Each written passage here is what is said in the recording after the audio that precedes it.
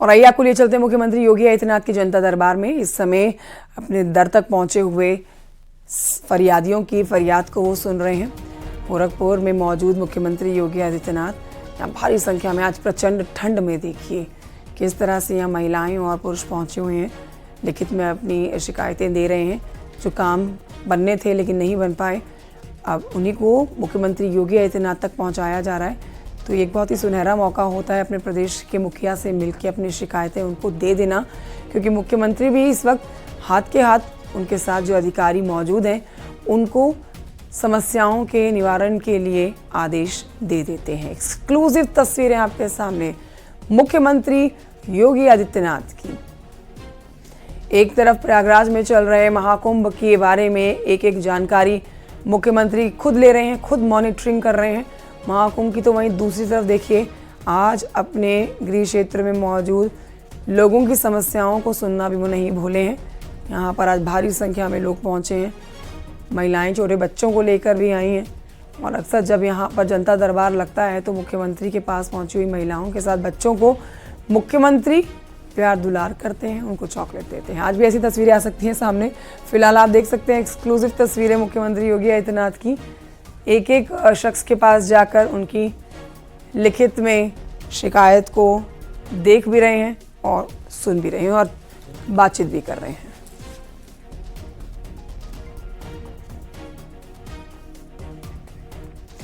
और ये आपको फिर से लिए चलते हैं महाकुंभ के महाआयोजन में, जहां हर दिन नई तस्वीरें और नई कहानी निकल कर आती है। अब आपको बताते हैं महाकुंभ में देश के कोने कोने से साधु महात्मा पहुंचे हुए हैं।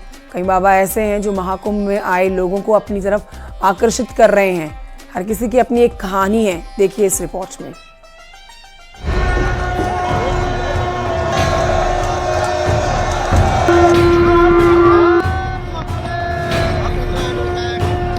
महाकुंभ से आ रही दिव्य तस्वीरों पर पूरी दुनिया की नजर है। क्या आम क्या खास, हर कोई आस्था के इस महापर्व में शामिल हो रहा है।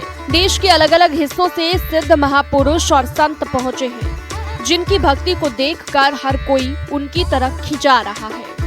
मथुरा से एक बाबा हाथ में गदा लेकर यहाँ पहुँचे हैं। खुद को बजरंग बली हनुमान का भक्त बताने वाले बाबा के करतब देखकर हर कोई हैरान है। ये अपनी भक्ति के आगे बढ़ती उम्र को भी मात देते दिख रहे हैं। हनुमान जी, हमने हनुमान जी की भक्ति करता हूँ, सदाचार से रहता हूँ, ब्रह्मचर्य व्रत का पालन करता हूँ, सदा सत्य बोलता हूँ, मथुरा जिला में रहता हूँ, रबड़ी बर्फी खाता ये इतना भारी गदा लेके आप कैसे कर लेते ये सब? आपके दया से हमारे अंदर ब्रह्मचर्य व्रत का पालन है। अब बजरंग बली की भक्ति है। जब हम बजरंग बली की भक्ति करना शुरू करता हूँ तो वजन से वजन चीज हमारे लिए हल्का हो जाता है, क्योंकि इस समय हमारे सामने पूरा मीडिया के भाई साहब हैं। इस समय हमारे सामने पूरा फौज का जवान। आपके दया से हम भी 5 फुट 8 इंच का जवान हूँ, बनारस का रहने वाला हूँ। मेरा नाम श्री हनुमान भक्त राघव दास दिल्ली चल महाराज। गदा वाले बाबा ने श्री राम के उद्घोष के बाद हनुमान चालीसा पढ़ना शुरू किया, जिसके बाद वहां पर मौजूद दूसरे श्रद्धालुओं में भी जोश भर दिया। वो पंक्ति सुना दीजिए हनुमान जी पे ही कुछ सुना दें अगर हम तो इतना जानता हूँ कि हनुमान जी के 2 पंक्ति सुनाने में बजरंग बली की सवारी हो जाती है। तो इस समय हम सिरासन, मयूरासन, वज्रासन लगा करके साधना में लग जाता हूँ। लेकिन इतना जरूर जानता हूँ कि श्री गुरु चरण सर, सब लोग बोलो, श्री गुरु चरण सरोज निज मन मुकुर सुधार, वर्णो रघुबर विमल जस, जो दायक फलदार, बुद्धिहीन जन जान के सुमिरो पवन कुमार, बल बुद्धि विद्या देख सकते हैं कि ये गदे वाले बाबा जी हैं जो मथुरा से चलकर एक हाथ में गदा लेके यहाँ पहुँचे और इन्होंने यहाँ आस्था की डुबकी लगाई। और इनका कहना है कि ये हनुमान भक्त हैं और उसी की वजह से इन्हें भक्ति मिली। और महाकुंभ में बाबाओं का हठ योग भी देखने को मिलता है। खुद को ईश्वर को समर्पित कर चुके इन बाबाओं की सिद्धि देखकर हर कोई दंग रह जाता है। एक बाबा कांटे की शैया पर लेटे हुए हैं। जो भी महाकुंभ में इन्हें देख रहा है वो इनके पास आने से खुद को नहीं रोक पाता। उनके आसपास श्रद्धालुओं का जमावड़ा लगा हुआ है। बाबा मलंग भाव से कांटों के बिस्तर पर लेटे हुए हैं। वो एक हाथ से डमरू बजा रहे हैं तो वहीं उन्होंने एक हाथ विशेष मुद्रा में उठाया हुआ है। महाकुंभ में एक बाबा ऐसे हैं जिन्होंने अपने शरीर पर 2.25 लाख से ज्यादा रुद्राक्ष धारण किए हुए हैं, जिनका भार 45 किलो बता रहे हैं। उन्होंने बताया कि 5 साल पहले हुए कुंभ में उन्होंने संकल्प लिया था, जिसमें 12 साल तक वो रुद्राक्ष धारण करते जाएंगे। उनका ये भी कहना है कि तपस्या पूरी होगी तो 1100 माला और चढ़ेंगी। देश विदेश से अजब गजब बाबा संगम नगरी पहुंचे हुए हैं। कुंभ मेले में आए साधुओं की तपस्या और उनका अलग अंदाज सभी को अपनी तरफ आकर्षित कर रहा है। Bureau report, news 18। महाकुंभ में देश के कोने कोने से साधु संत पहुंचे हुए हैं, लेकिन एक बाबा ऐसे भी हैं जो IIT पास आउट हैं। उनके बारे में जानकारी ली है और भी उनसे बातचीत करते हुए लोग जब नजर आए तो वो हैरान हो जाते हैं और उन्होंने अपने करियर को छोड़कर सन्यासी बनने की राह को क्यों चुना है उन्होंने खुद बताया है। क्यों हो रही है IIT बाबा की चर्चा, आप भी देखिए इस रिपोर्ट में।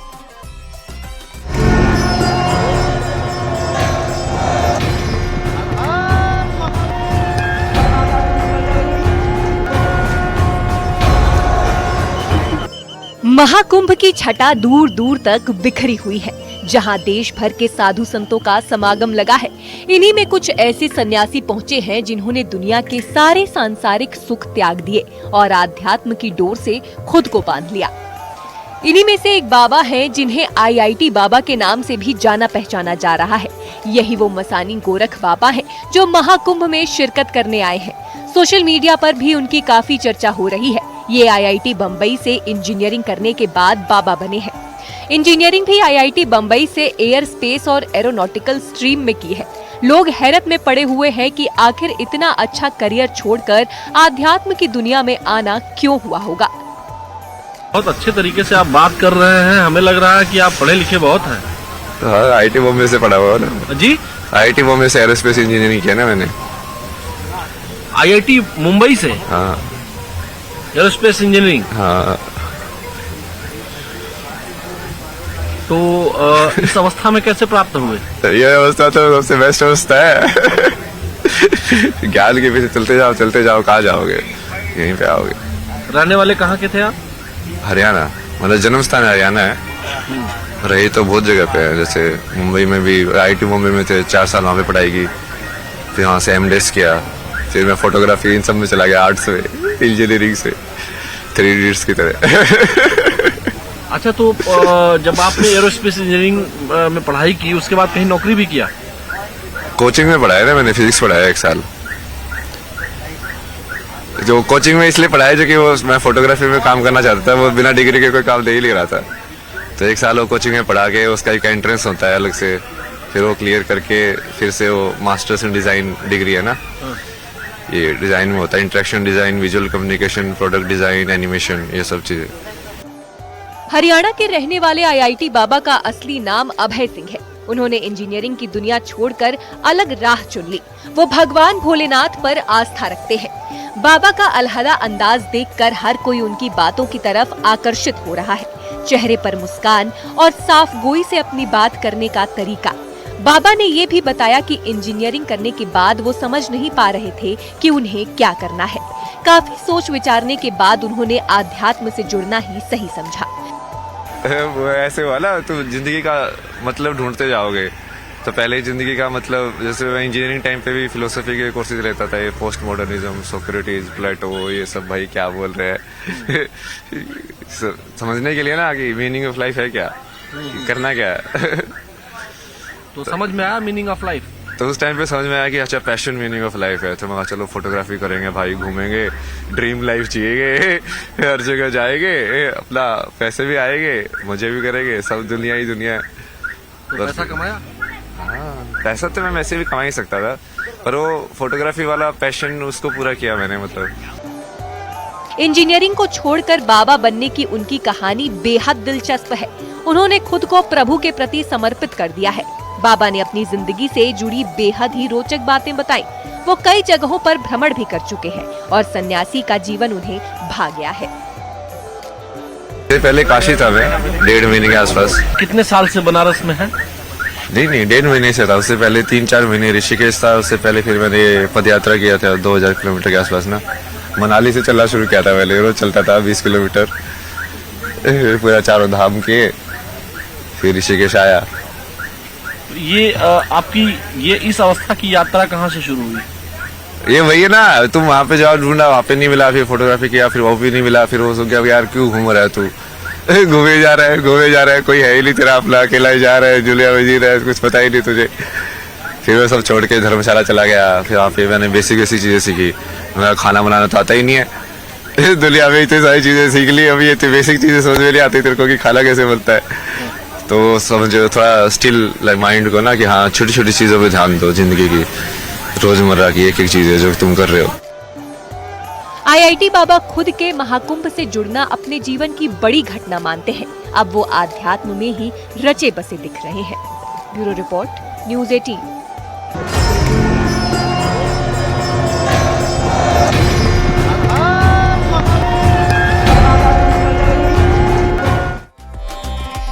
अब विदेशी मेहमानों की बात करते हैं। विदेशी सैलानियों पर भी महाकुंभ का रंग चढ़ा हुआ है। कई विदेशी श्रद्धालु पहुंचे हुए हैं जो सनातन से प्रभावित होकर यहां पहुंचे हैं। विदेशी महिला श्रद्धालु अपने भजन से सभी का ध्यान खींचती हुई नजर आई।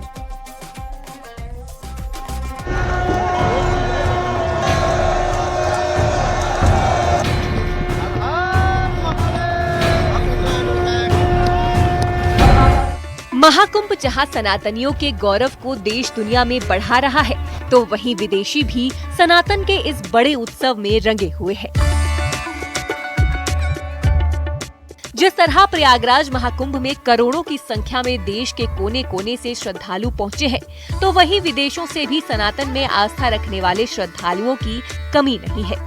जो भी विदेशी मेहमान महाकुंभ में आया है, वो बस भारतीय सभ्यता में रंगता हुआ दिखाई दे रहा है। इतना ही नहीं, सनातन की गहरी जड़ें उन्हें अपनी ओर खींच लाई है। त्रिवेणी संगम के आसपास का माहौल भक्ति भाव से भर गया, क्योंकि विदेशी तीर्थयात्री मेले की आध्यात्मिक ऊर्जा में शामिल हो गए। कई विदेशी महिला श्रद्धालुओं को महिषासुर मर्दिनी स्तोत्र कंठस्थ याद है, जिसे गाकर उन्होंने सबका ध्यान अपनी तरफ खींच लिया।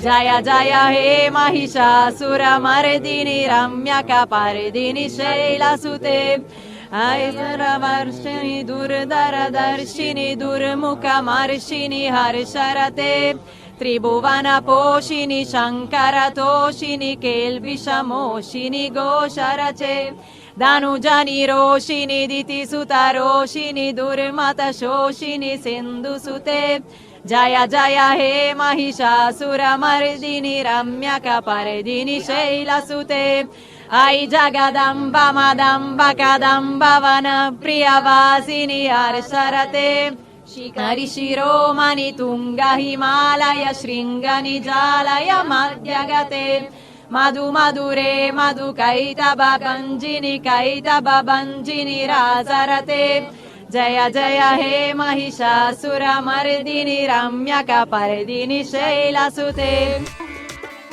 इतना ही नहीं, उन्हें दुनिया की सबसे ज्यादा लोकप्रिय आरती भी पूरी तरह से याद है। वहाँ पर मौजूद लोग उनकी इस भक्ति को देखकर दंग रह गए। जगदीश हरे पिता तुम मेरे, शरण गहूँ किसकी, स्वामी शरण गहूँ किसकी, तुम बिन और न दूजा, तुम बिन और न दूजा, आस करो जिसकी, ओम जय जगदीश हरे, तुम पूरन परमात्मा, तुम अंतर्यामी, स्वामी तुम अंतर्यामी, पार ब्रह्म परमेश्वर, पार ब्रह्म परमेश्वर, तुम सबके स्वामी, ओम जय जगदीश हरे। मकर संक्रांति के पावन अवसर पर अमृत स्नान में भाग लेने के लिए विदेशी श्रद्धालु त्रिवेणी के संगम पर उमड़े। कई विदेशी श्रद्धालु ऐसे हैं जो सुकून की लालसा में इस महान जगह पर पहुंचे हैं। मोक्ष की तलाश ही उनका ध्येय बन गया है। आस्था के इस संगम में कई विदेशी श्रद्धालु पहली बार आए हैं, तो कई श्रद्धालु ऐसे हैं जिनको पहले भी इस आध्यात्मिक संस्कृति से जुड़ने का शुभ अवसर मिल चुका है। इतना ही नहीं, वो बार बार यहाँ आने की हसरत रखते हैं। Bureau report, news 18।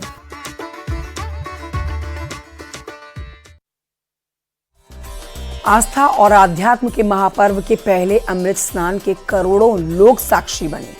Makar Sankranti पर हुए पहले अमृत स्नान के अद्भुत रंग देखने को मिले। सनातन धर्म के इस पवित्र उत्सव में सभी अखाड़े साधु संतों के यहाँ पर मौजूद नजर आई। तस्वीरें हमने आपको दिखाई। वैदिक परंपरा का पालन करते हुए अमृत स्नान संपूर्ण किया गया। अखाड़े ने भी यहाँ पर समय संगम घाटों पर आस्था की डुबकी लगाई है। देखिए स्पेशल रिपोर्ट, लीजिए संपूर्ण जानकारी।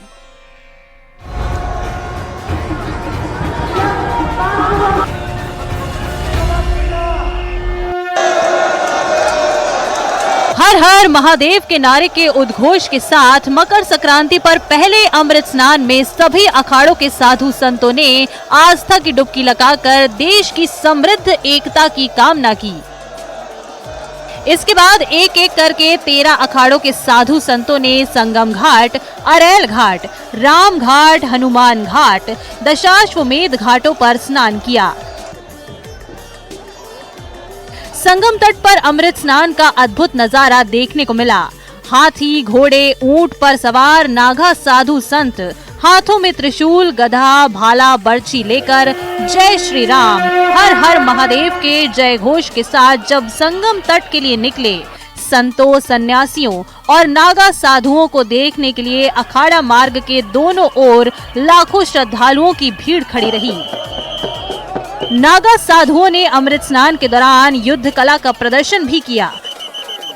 मकर संक्रांति पर्व पर अखाड़ों का अमृत स्नान करीब 9.5 घंटे तक चला। अब बात किस समय किस अखाड़े ने मकर संक्रांति पर अमृत स्नान किया, तो सबसे पहले सुबह 6:15 पर श्री पंचायती महानिर्वाणी अखाड़े के साधु संतों ने संगम में डुबकी लगाई। सुबह 6:15 पर ही श्री शंभू पंचायती अटल अखाड़ा के साधु संतों ने भी पहले अमृत स्नान में हर हर महादेव, हर हर गंगे के उद्घोष के साथ अमृत डुबकी लगाई।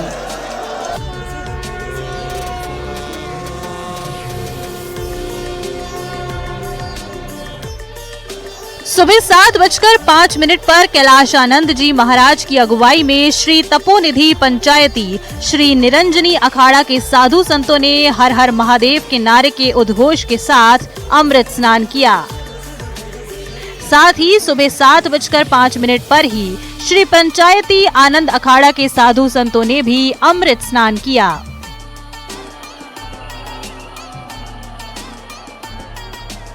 निरंजनी अखाड़ा, महानिर्वाणी अखाड़ों के बाद सुबह 8 बजे श्री पंचदशनाम जूना अखाड़े के साधु संतों ने अमृत स्नान कर देश की एकता, अखंडता की मनोकामना की। सुबह 8 बजे श्री पंचदशनाम आवाहन अखाड़ा ने भी अमृत स्नान किया।